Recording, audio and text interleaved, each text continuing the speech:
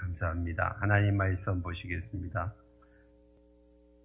마가복음 12장, 1절로 12절, 마가복음 2장.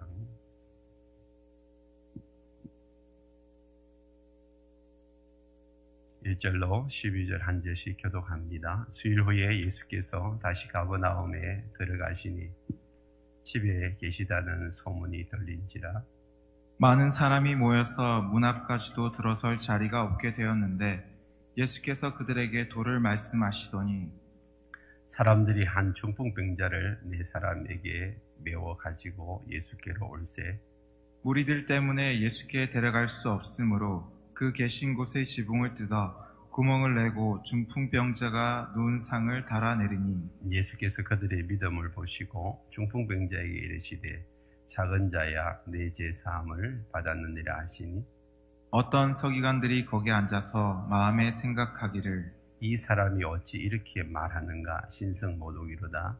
오직 하나님 한 분 외에는 누가 능히 죄를 사하겠느냐. 그들이 속으로 이렇게 생각하는 줄을 예수께서 곧 중심에 아시고 이르시되 어찌하여 이것을 마음에 생각하느냐. 중풍병자에게 내 죄 사함을 받았느니라 하는 말과 일어나 네 상을 가지고 걸어가라 하는 말 중에서 어느 것이 쉽겠느냐. 그러나 인자가 땅에서 죄를 사하는 권세가 있는 줄을 너희로 알게 하려 하노라 하시고 중풍병자에게 말씀하시되 내가 내게 이르노니 일어나 네 상을 가지고 집으로 가라 하시니 그가 일어나 곧 상을 가지고 모든 사람 앞에서 나가거늘 그들이 다 놀라 하나님께 영광을 돌리며 이르되 우리가 이런 일을 도무지 보지 못하였다 하더라. 아멘. 오늘 이 말씀을 가지고 제사함의 은혜에 대해서 함께 말씀을 나누겠습니다. 예수를 믿고 난 다음에 가장 큰 은혜가 어떤 은혜일까요? 제사함의 은혜입니다. 저나 여러분들이나 제사함을 받지 못하면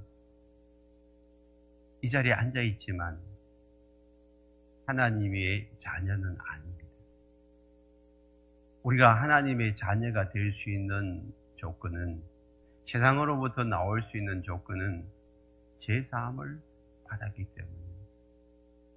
여러분, 지금 감옥에 있는 사람들 생각해 보세요. 그 사람들이 왜 감옥에 있어요?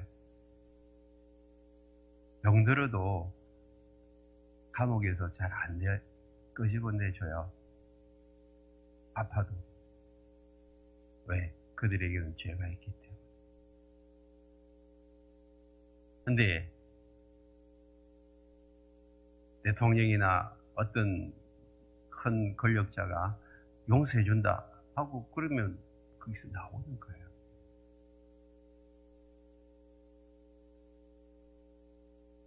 우리가 원래 죄인이었는데 이 죄의 쇠사슬에서, 죄의 감옥에서 우리는 풀려난 자들이에요.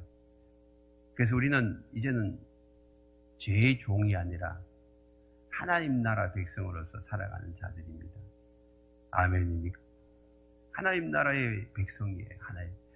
원래는 우리는 죄의 종이었고 죄의 감옥에 갇혀 있는 자들이었어요.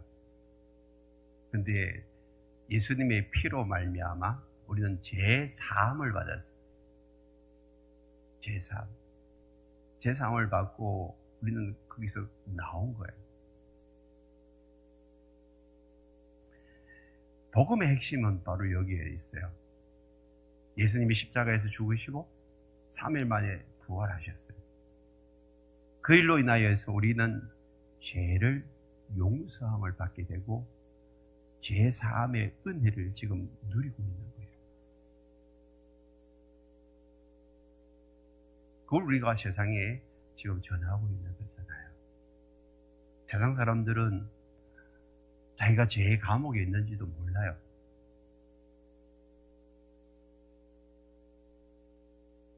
그래서 죄사함의 은혜가 뭔지를 도대체 이해를 못하는 거예요.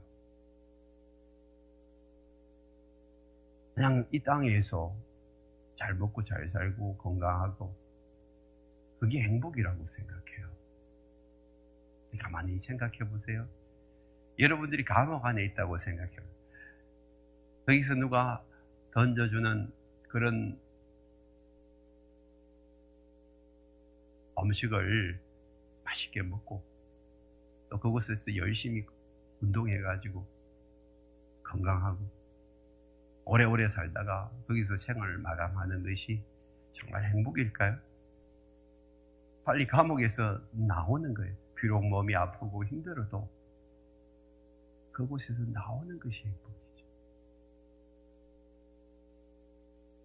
세상 사람들은 이걸 몰라요. 세상에 그 죄의 감옥에 있음에도 불구하고 자기는 죄의 감옥에 있다고 생각을 안 해요. 그것이 여기가 좋사오니 그것이 자기들에게 행복을 주고 그것이 자기에게 안식을 줄 것이라고 착각하고 있죠.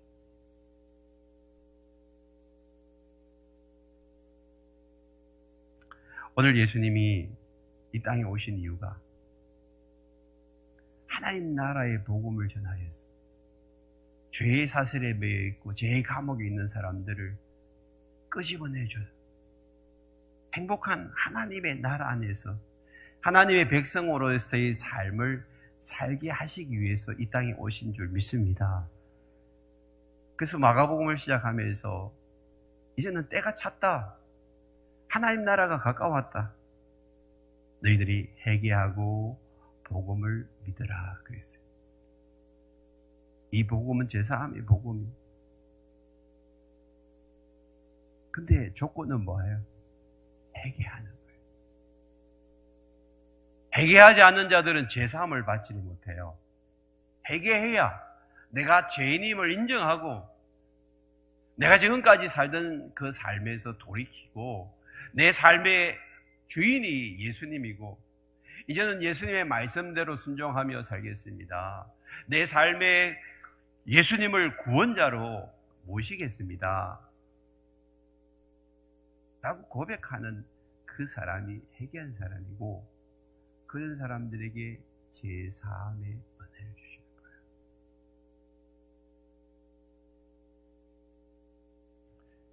오늘 본문에 보면 1절에서 수일 후에 예수께서 다시 가버나움에 들어가신다. 그렇게 말씀하고 있습니다. 수일 후. 왜 수일 후에 가버나움에 들어가시죠? 우리 앞에서 살펴봤죠. 나병 환자를 고쳤는데 그 나병 환자가 그냥 말하지 말라 했는데 가서 다 이야기해버렸어요. 그 사람들이 예수님에게 몰려오니까 예수님은 한적한 곳에 며칠을 쉬시다가 다시 이제 가버나움으로 오셨습니다. 여기 집에 계시다는 소문이 들린지라 이 집이 정확하게 누구 집인지는 잘 모르지만 아마 베드로 집 아닐까 추측을 해요.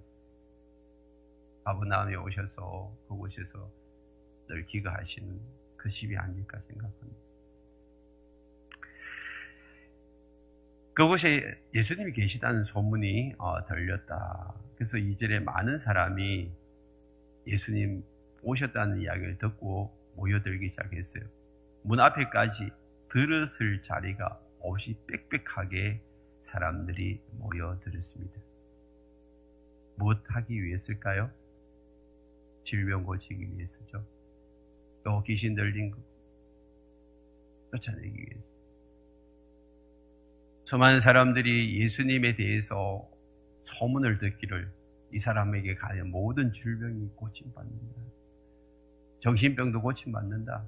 그리고 너의 필요를 채워주시는 분이다.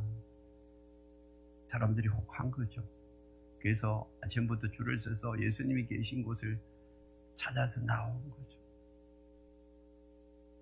그런데 예수님은 그곳에서 뭐 하고 계세요? 그들에게 질병을 치유하기 위해서 축사하고 계시고 치유하고 계시고 그 일로 시간을 보내지 않으시고 뭐 하고 계셨다고요? 그들에게 도를 말씀하시더니 이 도라는 것이 복음입니다. 마가복음 4장 14절에 보면 하나님이 그들에게 비유로 말씀하신 하나님 나라의 비밀 11절이죠. 4장 11절에 하나님 나라의 비밀이라고.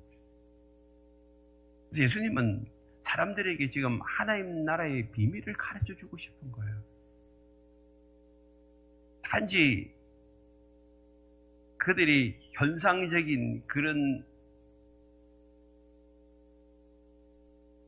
치유나 회복을 주님이 하시지만 그것이 목적이 아니라 가장 중요한 것은 그들의 심령에 하나님 나라의 이 하나님 나라의 복음을 그들에게 가르쳐 주어서 그들의 심령 속에 예수 그리스도를 영접하게 하고 그들이 예수님을 내 삶의 주인으로 모시고 이 땅 가운데서 하나님 나라 백성답게 살다가 주님 다시 오실 때 우리가 저 천국으로 인도함을 받기를 원하는 그 하나님의 간절한 마음은 그래서 그들에게 하나님 나라의 이 도를 전하고 있는 거예요. 우리가 전도는 전할 전자의 법도 있잖아요. 이 하나님 나라의 법을 전하는 것이 전도입니다. 예수님의 1순위는 바로 내가 하나님 나라 이 복음을 전하기 위해서 왔다라고 말씀하고 있는 것이죠.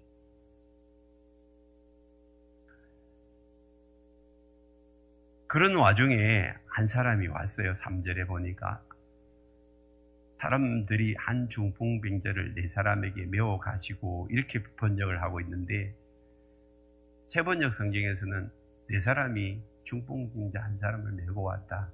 공동 번역에서도 그렇게 번역하고 그래서 거기 더 우리가 이해하고 매끄러운 번역인 것 같아요. 네 사람이 한 중풍병자를 메고 예수님께로 온 거예요. 와보니까 벌써 자리가 다 차버렸어요. 들었을 자리가 없어요. 방 안, 또 거실, 입구 가득 차 있어요. 들었을 곳이 없어요. 그들이 고민을 했겠죠. 우리 어떻게 해야 되나? 우리가 늦었네? 어떻게 해야지? 네 사람이 한 사람을 어떻게 해야 될지 이제 고민하다가 결국에는 지붕을 뜯자 그랬어요. 이스라엘의 가옥 구조는 이렇게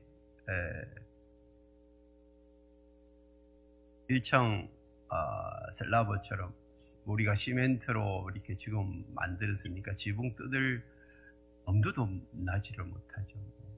엔간해서 지붕을 뜯겠어요. 그런데 그들은 손수집을 지어본 사람들이기 때문에 나무를 이렇게 얼개설개 해가지고 거기에 짚을 놓고 그 다음에 흙으로 진흙으로 덮으니까 어느 부위가 약하니까 그 부위를 파면 지붕이 뚫린다. 그게 집 안에 이 사람을 집어넣자 이렇게 언어를 한 거죠. 그래서 결국에는 지붕에 올라갑니다. 그리고 지붕을 뜯어요. 그리고 구멍을 내고 그 구멍으로 중풍병자를 달아내요. 자, 이 행동을 우리가 적극적인 믿음이라고 우리도 적극적으로 예수님 앞에 나가야 병을 고칠 수 있다. 이렇게 이제 말씀을 나누시는 분들이 많아요. 물론 의리가 있는 말씀이죠. 근데 실제 이 본문에서 지금 가르치고자 하는 것은 그게 아니잖아요.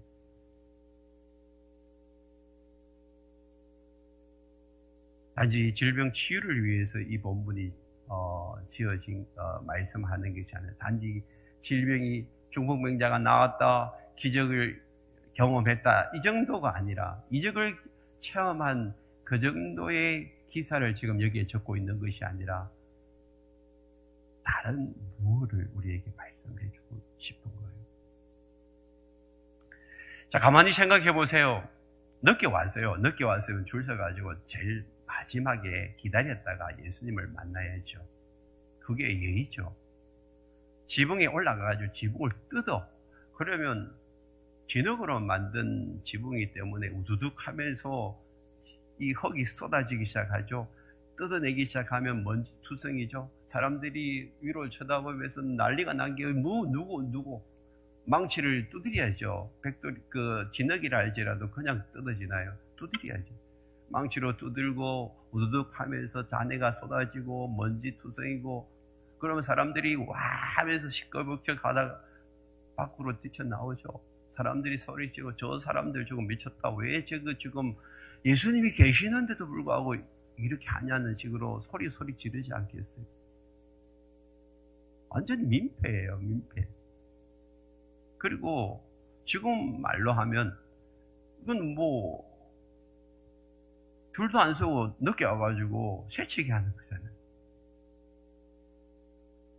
그 안에는 사실 중풍병자보다 더 심한 질병을 가지고 있는 사람이 있을 수 있어요. 지금 본문에 안 나와서 잘 모르지만 일찍 찾아온다는 것은 더 많은, 더 심한 그런 질병을 가지고 있기 때문에 예수님에게 잠도 안 자고 일찍 찾아오는 거 아니겠어요? 그래서 예수님이 말씀이 끝나기만을 기다리고 있는 사람들이 얼마나 많아요. 예수님 말씀이 끝나고 나면 항상 치유사역이 시작되어지니까 말씀 빨리 안 끝나시나, 빨리 끝나셔야 되는데, 그렇게 조급하게 기다리는 사람들이 그 주변에 줄을 서고 있는데, 아니 밤중에 홍두개처럼 갑자기 위에서 두둑두둑 하더만은 그냥 먼지가 나고 잔해가 떨어지고 그 다음에 사람이 쑥 내려오는 그 예수님 앞에 새치기 하는 거죠. 얼마나 사람들이 그 사람을 욕하겠어요. 그게 믿는 사람만 있겠어요. 제자들도 있지만 제자들 아닌 일반 안 믿는 사람들이 대부분인데,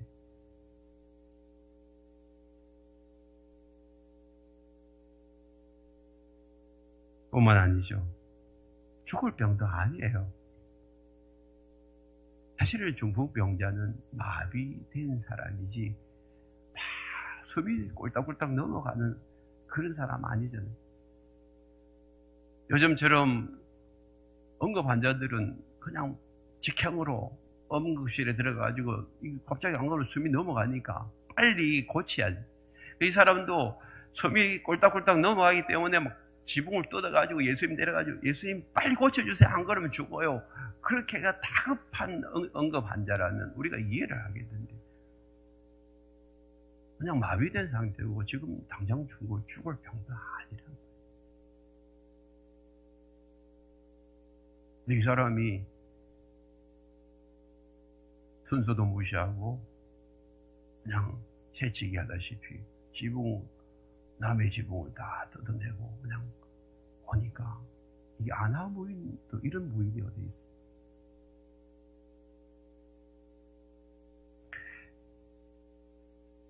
그러면 예수님이 하실 말씀이 얼마나 많겠어요? 사람들이 막 소리 지르고 있을 때 예수님이 만약에 이제 그 자리에서 도덕적으로 윤리적으로 판단해가지고 예수님이 말씀하신다면, 여기서 도덕적으로 윤리적으로 이야기를 하고 계셨더라면 틀림없이 중풍병자도 야단을 쳐야 되고 따라 내리는 사람도 야단을 쳐야죠.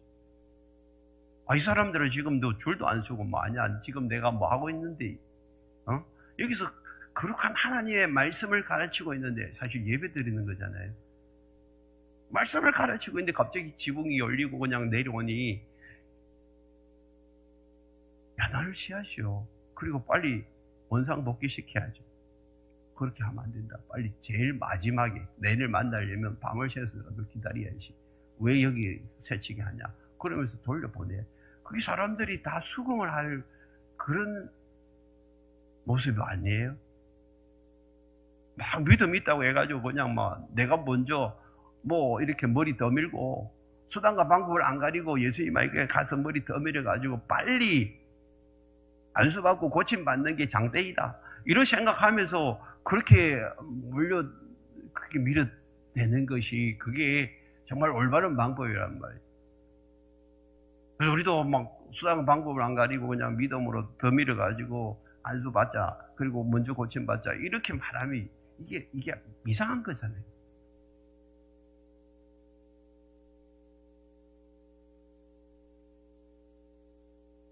근데 중요한 거는 예수님의 반응이에요. 예수님이 그걸 보시고 난 다음에 한마디도 야단 안 쳐요. 오히려 칭찬하고 있어요. 5절 볼까요? 예수님께서 그들의 믿음을 보시고 중병 환자에게 이르시되 작은 자야 내 죄 사함을 받았느니라 하시니. 그들의 믿음이니까 중풍병자를 비롯해서 함께 메고 온 그 사람들의 믿음이에요. 그럼 여기서 도대체 어떤 믿음이기에 민폐를 끼칠 대로 끼치고 흙먼지 다 날리고 다른 사람들을 힘들게 하고, 그런데도 불구하고 예수님은 그들에게 내 죄 사함을 받았다, 그렇게 칭찬하고 계시는 거예요. 사실 죄 사함을 받는 것은 축복이에요. 축복. 죄 감옥에서 끄집어내 주는 거예요. 그 수많은 사람들이 있는 데에서 끄집어내 주고 있는 거예요. 우리 여기서 고민하셔야 돼요. 예수님 왜 이 말씀을 하셨을까? 죄 사함은 아무나 받는 거 아니에요. 그냥 지나가는 사람에게 내 죄 사함을 받았느니라 그렇게 이야기해 보세요. 안 믿는 사람이 지나갈 때 예수님이 당신에게 이야기하는데 당신 죄 사해 준다고 그렇게 이야기하면 그 사람들이 웃긴 소리, 이 사람이 정신 나간 사람이네, 콧방귀 뀌고 지나갈 거예요.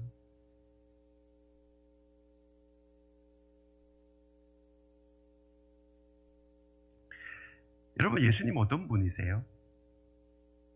8절을 보세요. 그들이 속으로 이렇게 생각하는 줄을 예수께서 곧 중심에 아시고, 이 중심이라는 말은 심령이에요. 심령. 영으로 아시는 분이에요. 그리고 이르시되 어찌하여 이것을 내 마음에 생각하느냐. 마음을 다 읽어내고 있잖아요. 서기관들의 마음을 다 읽어내시는 그 예수님이 중풍병자와 그 중풍병자를 달아내리시는 네 사람의 마음을 왜 못 읽어내시겠어요? 그들의 마음을 지금 읽어내고 있는 거예요. 무엇 때문에 지금 이렇게까지 하는지를 예수님이 아시고 그들에게 적극적으로 반응합니다. 소자야, 네 죄 사함을 받았다. 그러면 이 사람들이 지금 예수님에게 찾아온 주 목적이 뭐예요? 이 중풍병자의 중풍병을 고치기 위함이에요? 죄 사함 받기를 원한 거예요? 이것이 중요합니다.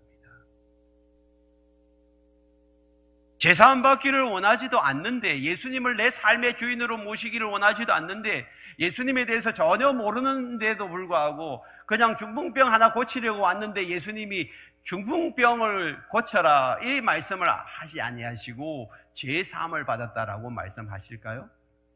그렇지 않은 거예요. 이 사람은 지금 예수님이 누구신지를 똑똑히 알아요. 그리고 이 무리들도 예수님이 누구신지를 알아요. 이 5 사람이 사실은 믿음의 공동체를 형성하고 있어요.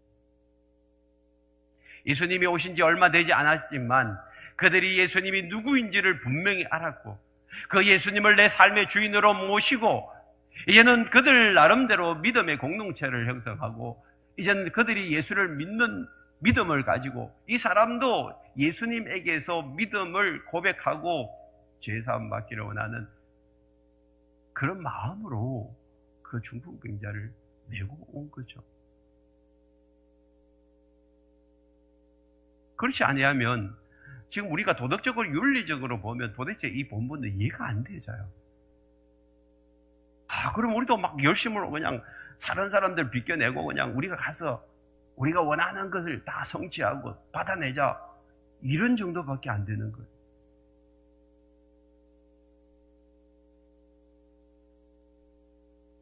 지금 예수님이 그 회중들의 마음을 읽으시면서 지금 예수님 찾고 계시는 거예요.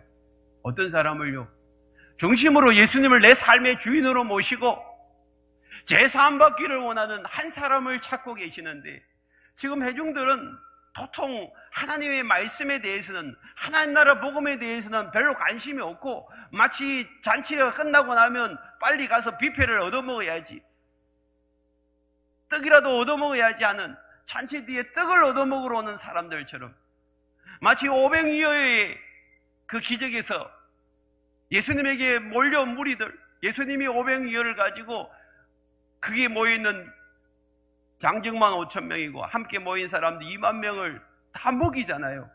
12광주를 남기고 나서 그들이 예수님을 찾는 이유가 먹을 것 때문에. 저 사람만 왕으로 삼으면 우리 평생에 먹을 것 걱정 안 해도 됩니다. 이런 식으로 지금 예수님 앞에 나온 무리들이, 지금까지 나는 어떤 어원에 가서도 질병을 고칠 수 없고 내일 모레면 죽을 것이고 빨리 이 땅에서 더 오래 살았으면 좋겠고, 그래서 내가 예수님만 만나서 이 질병을 고치고 싶고 빨리 내 필요를 이야기해가지고 공급받고 싶은 그런 마음에서 찾아온 사람들이 그냥 그게 가득한 거예요. 이 사람들 말고 진짜 믿음으로 반응하고 제사 안 받기를 원하는 사람이 누가 있을까? 그때 하늘이 열리고 한 사람이 내려오는 거예요. 그 사람들의 믿음을 보니까 예수님이 찾던 사람이라. 그래서 예수님 가만히 계신 거죠. 그리고 먼지 펄펄 날리고 내려온 그 상황이 이제 수습이 되어지고 어느 정도 안정이 되어지니까 예수님이 그 사람들에게 뭐라고 합니까? 네 죄사함을 받았느니라.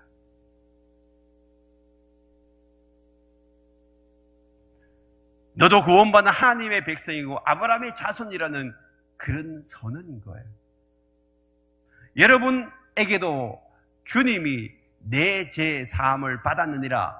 여러분들에게 예수님이 선언할 때에 여러분 죄는 구원받은 줄, 용서받은 줄 믿습니다. 그리고 여러분은 구원받은 하나님의 백성이 된 줄 믿습니다. 우리가 죄 사함을 받지 아니하면 하나님과 우리 사이에 죄 장벽 때문에 분리되어져 버리는 거예요. 원래 하나님과 우리는 좋은 관계의 그런 아름다운 관계의 그런 존재였습니다. 그런 존재로 하나님 만들어 놨지만 제가 들어와서 이사야서 59장에서 하나님과 우리 사이를 분리시켜 놨다는 거죠. 더 이상 우리가 하나님께로 갈 수도 없고 하나님 우리를 만나시지도 않는 거죠. 그런데 제 사함의 이 은혜가 다시 하나님과 우리를 하나로 묶고 하나님과의 관계를 새롭게 하는 놀라운 비밀인 줄 믿습니다.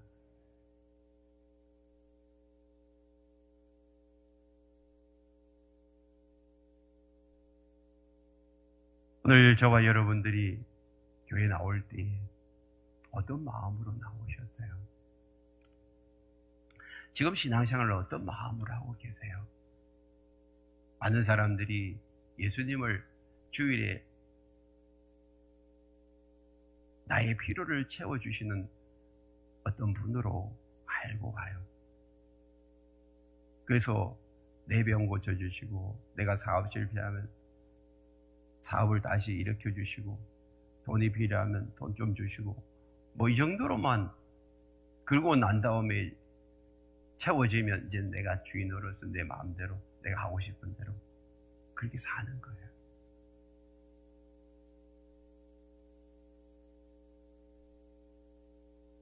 정말 여러분들이 이 자리에 나올 때 예수님이 내 삶의, 내 인생의 구원자, 구세주로 믿고 나오셨더라면 오늘 여러분들은 구원받은 하나님의 백성인 줄 믿습니다.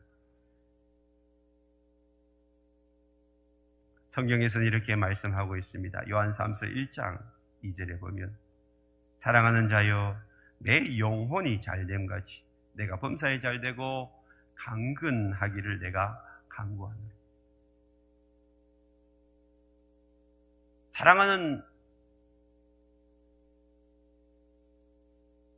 그런 믿는 자들, 하나님의 자녀들에게 요한이 간절히 구하는 것이 내 영혼이 잘 되는 것, 이게 1순위예요. 우리는 이 1순위를 자꾸 바꿔버리는 거예요. 2순위, 3순위로. 범사가 잘 되는 거, 그 다음에 강건한 건강. 워낙 세상이 건강을 우상시하다 보니까 건강이 최우선. 물론 건강하셔야 돼요. 여러분 건강하셔야 자녀들도 잘 양육하고 여러분 하시는 일도 잘하고, 저도 건강해야 사역을 잘 감당하죠. 건강이 중요해요. 그렇지만 아무리 중요하더라도 1순위는 건강이 아니고 내 영혼이 잘 되는 거예요. 다시 말씀을 드립니다. 감옥 안에 있는 사람이 아무리 건강하더라도 그게 무슨 소용이 있어요? 감옥 밖으로 나와야죠. 비록 병든 몸이라도 감옥 밖에서 사는 것이 감옥 안에 건강한 몸으로 사는 것보다 훨씬 낫습니다.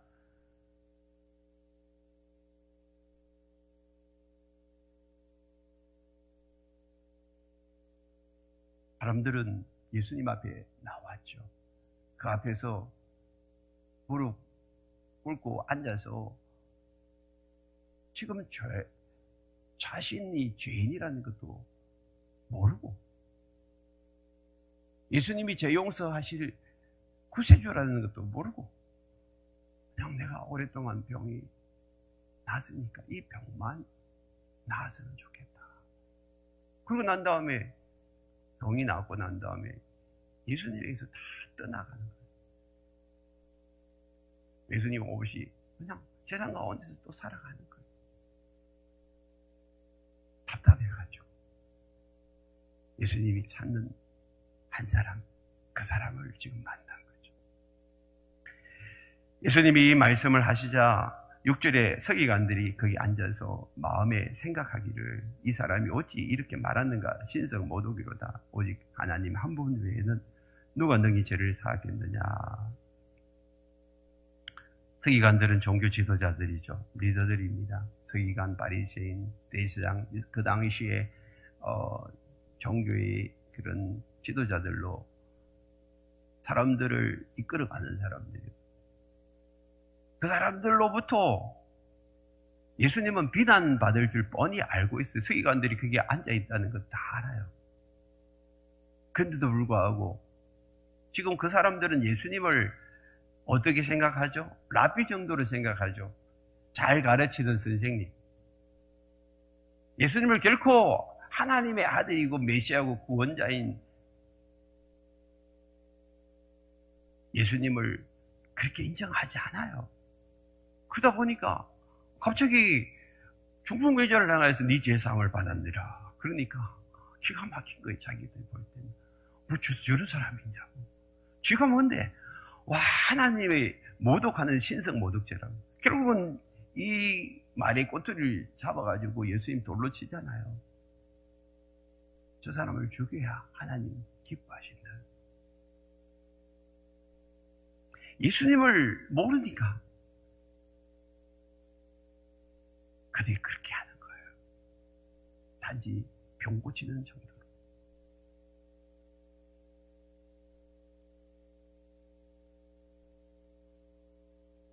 어제 신문에 보니까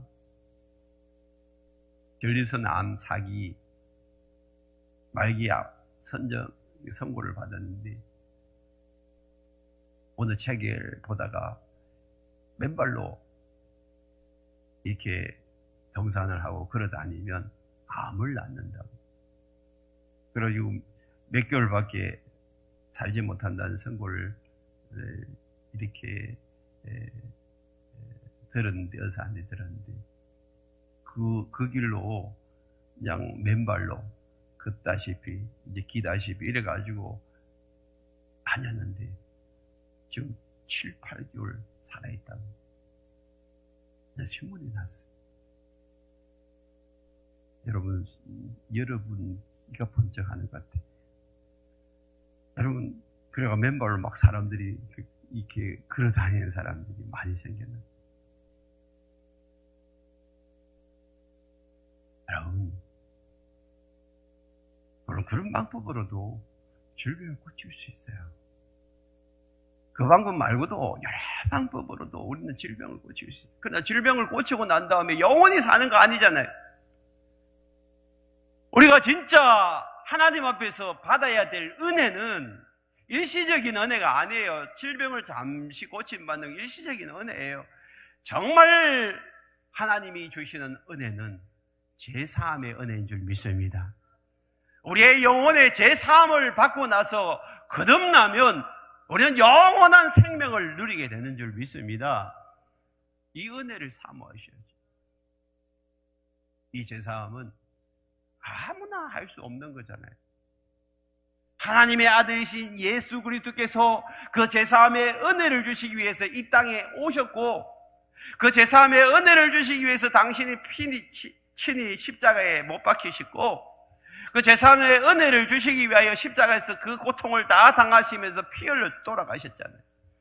그리고 3일 만에 부활하심으로 말미암아 우리 모두에게 속량꽃 제사함의 은혜를 주신 줄 믿습니다. 그것을 지금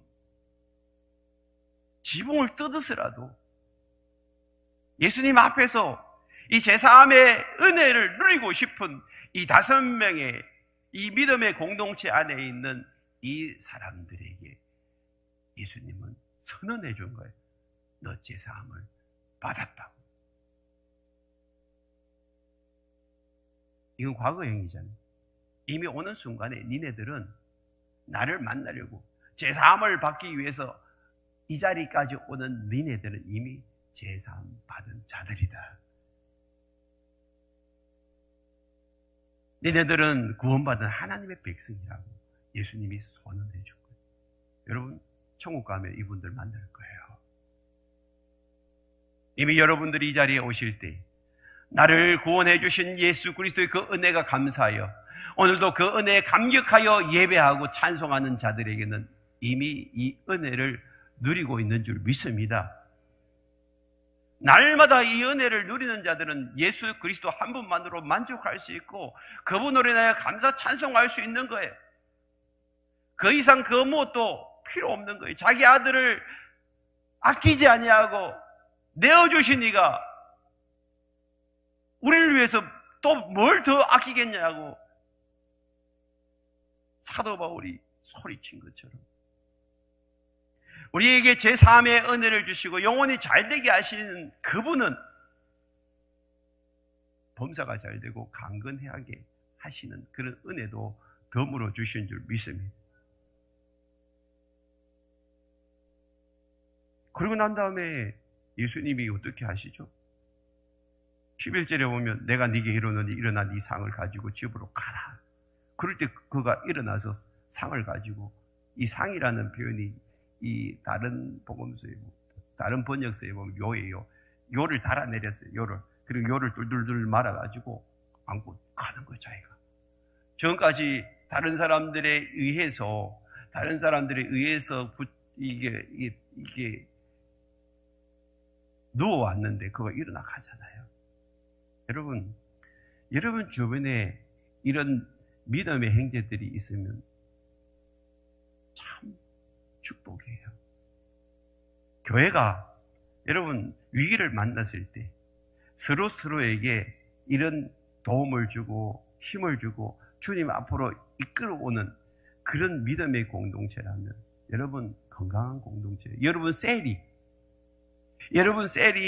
정말 이런 위기 순간에 다른 데로 그 사람을 이끌어가는 것이 아니라 예수님을 만나도록 제3의 은혜를 받고 다시 거듭나고 새로워지도록 예수님께로 이끌어가는 그 공동체가, 그런 셀이 정말 건강한 공동체인 줄 믿습니다. 여러분 셀이 그래야 돼요. 단지 피를 채워주는, 물론 피로도 채워줘야 되지만 피로를 채워주는 그 정도가 돼서는 안 돼요.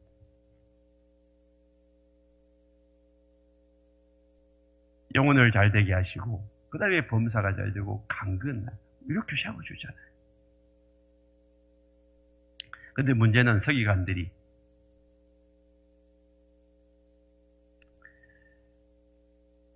왜 저 사람이 저렇게 말할까? 이제 생각한 거예요. 의심한 거예요. 의심. 그러고 난 다음에 지에게는 뭐 중풍병자를 일으킬 만한 그런 능력도 없고 그런 자신감도 없으니까 그냥 제사함을 받았는데 하나님처럼 그렇게 얼렁뚱땅 흉내내고 저 사람을 돌려보내려고 지금 저러는 거지. 그 사람들이 생각에는 예수님이 그냥 뚱치고 수작 부리는 것으로 그렇게 생각한 거예요. 이게 완악한 거죠. 서기관들이나 바리새인들이나 대제사장들이 완악해요.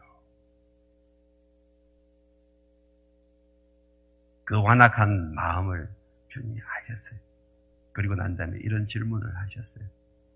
9절에 중풍병자에게 내 죄 사함을 받았느니라 하는 말과 일어나 내 상을 가지고 걸어가라 하는 말 중에서 어느 것이 쉽겠느냐?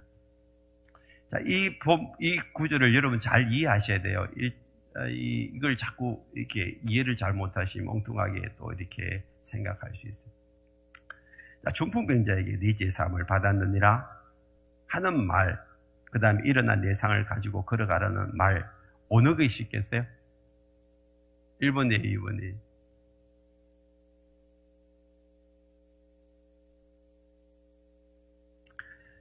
그 뒤에 연결해 보세요. 10절. 그러나 인자가 땅에서 죄를 사하는 권세가 있는 줄을 너희로 알게 하려 하노라. 그러나 반전이 일어나잖아요. 반전. 그러면 죄 사하는 권세가 어려운 거예요. 아무나 여러분 죄 사함을 받는 거 아니에요. 여러분들이 지금 죄 사함을 받았기 때문에 이 자리에 왔는데, 그리고 예수를 믿고 하나님께 예배 드리잖아요. 근데 아무나 이 자리에 올 수 없어요. 더더군다나 추석 명절에 여러분들이 하나님 앞에 예배 드리러 온다는 것은 너무 귀한 거예요. 그런데 아무나에게 이런 믿음이 없어요. 그냥 놀기 좋은 연휴잖아요. 실컷 놀다가 다음 주 오죠. 그러면 되지.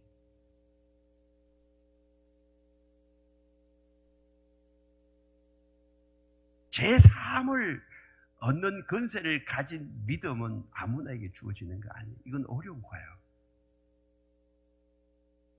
근데 주님은 이 어려운 선포를 했는데 거기에 있는 서기관들은 이게 쉬운 줄 알았어요. 왜? 눈에 안 드러나니까. 제사함 받았다 그렇게 말해버리고 끝내버리면 중풍병자 안 일으켜도 되잖아요. 안 일으켜도 되지. 그냥 네 제사함 받았다 그리고 예수님 가버렸으면 아니 그래도 되니까 더 쉬운 쪽으로 그냥 그렇게 했다라고 그렇게 자기들은 오해를 하고 있는 거예요. 그게 더 어려운 거예요. 제사함 받는 게. 예수님 입장에서는 제사함과 중풍병 고치는 건 다 할 수 있어요. 근데 사람들 입장에서는 여러분들 그렇잖아요. 제가 여러분들 앞에 이제 선언을 해요. 각 사모님 제사함을 받았습니다. 근데 각 사모님이 풍에 걸려 있어. 아직 실제는 아니고 예를 들어서 그런 건데 안 고쳐주고 그냥 그 말만 하고 뚱치고 가버렸어. 그럼 사람들은 에이구 지금 못하니까 그 소리 하고 간다 이렇게 이야기를 한다. 예수님도 그런 줄 알았어. 예수님 못하는 게 아니잖아요. 더 중요하고 더 어려운 것을 이야기하고 있는 것이고. 여러분, 오늘 저희가 예수님 앞에 나올 때 뭐가 더 소중한지를 아셔야 돼요. 단지 여러분들의 필요를 체험받는 것은 근데 그렇게 중요한 게 아니에요. 진짜 우리가 중요한 것은 예수님으로 인하여서 죄사함 받고 하나님의 자녀로서 이 땅 가운데서 하나님의 백성으로서 살아가는 삶, 이것이 중요한 거예요. 정말 여러분들이 예수 안에서 하나님의 백성으로서 자녀답게 기쁨을 누리고 즐거움을 누리고 살아가고 있습니까? 그러지 않다면 예수님을 이용해서 내가 출세하고 더 잘 먹고 잘 살고 이 땅에서 말하는 복을 누리려고 하고 있습니까? 단지 나의 피로만을 채우기 위해서 이 자리에 있습니까? 오늘 여러분들이 결단하셔야 돼요. 정말 예수님은 나의 피로를 채우시는 분이 아니라 내 삶의 구원자이십니다. 우리의 메시아이십니다. 내 영혼을 구원하실 유일하신 분이시란 말이에요. 그분이 내 안에 들어왔다면 그 이상도 그 이하도 이제는 우리는 필요가 없어요. 사도 바울이 사역을 하면서 너무 힘들었어요. 그 눈에 있는 가시, 그게 뭔지, 뭐 안질인지 간질인지 그걸 좀 뽑아달라고 했는데 계속해서 기도하다가 하나님이 말씀하시죠. 네 은혜가 네게 족하다. 그 길로 더 이상 기도 안 했던 거죠. 그것 때문에 고통이 오고 아픔이 오고 힘든 상황 어디라도 그래서 뭐 광경도 제대로 없으니까 크게 글자를 써서 그렇게 기록하고 다녔는데 그래도 나는 예수님 한 분만으로 만족한다. 다른 거 다 없어도 다른 거는 나는 다 배설물로 여기고 오직 예수 그리스도 한 분만으로 만족하며 살겠더라고. 진짜 제사함의 은혜를 경험한 자들, 진짜 예수님을 내 삶의 주인으로 모신 자들에게 나타나는 고백인 거예요. 사랑하는 성도 여러분, 우리에게도 이런 고백이 있기를 바랍니다. 그 한 사람이 중풍병자였다면, 예수님이 찾는 그 사람이 중풍병자를 모시고 온 네 사람이었다면, 오늘 그 한 사람이 저와 여러분이기를 바랍니다. 오늘 그 교회가 저와 여러분, 우리가 속한 우리 샘물교회이기를 바랍니다. 그래서 그게 있는 모든 사람들에게 이 사람을 자랑하고 싶은 거예요. 드러내고 싶은 거예요. 그 사람의 믿음을 보여주고 싶은 거예요. 그래서 이런 사람처럼 니네들이 나를 찾고 구해야 된다고, 이렇게 니네들이 나를 믿어야 된다고 그렇게 본보기로 보여주고 싶어가지고, 비록 그냥 도덕적으로 윤리적으로 사람들에게 힘들게 했지만 그걸 다 상쇄시키고도 남을 믿는 진실한 믿음, 간절한 믿음, 주님만 바라보는 그 믿음, 그 믿음을 주님이 칭찬하실 거예요. 우리는 도덕적으로 윤리적으로 좀 부족할 수도 있어요. 저도 험이 많은 사람이고 윤리적으로 또 도덕적으로 험이 많아요. 말실수도 많고. 그렇지만 우리의 중심을 보시는 하나님, 그 중심을 주님은 딱 보고 계시는 거예요. 우리의 중심이 온전히 주님에게로 향하고, 나의 가장 우선순위가 예수 그리스도, 그분을 내 삶의 주인으로 모시고 그 위에 것들은 이순위 삼순위로 밀려날 수 있다면 주님이 여러분들을, 저를 보면서 기뻐하실 거예요. 우리 남은 생에 온전히 그 주님만 바라보고 주님을 기쁘시게 하는 저와 여러분 되기를 축복합니다. 우리 함께 찬양하십시다.